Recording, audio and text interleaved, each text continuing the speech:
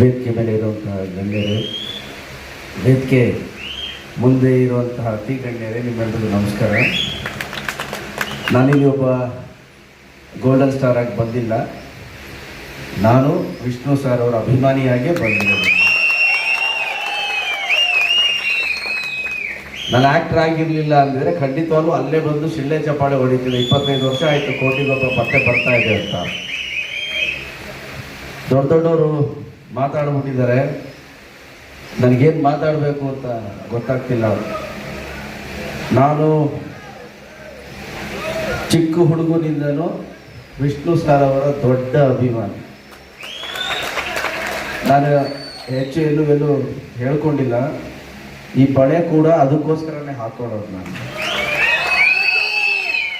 ನೀವು ನನ್ನ ಹೀರೋ ಆದಮೇಲಲ್ಲ, ನಾನು ಯಾವಾಗ ಕಾಮಿಡಿ ಟೈಮ್ ಮಾಡ್ತಿದ್ನೋ ಇಲ್ಲ ನನ್ನ ಯಾವುದು ಸೀರಿಯಲ್ ನೋಡಿದ್ರು ಕೂಡ ಕೈಯಲ್ಲಿ ಒಂದು ಬಳೆ ಇತ್ತು.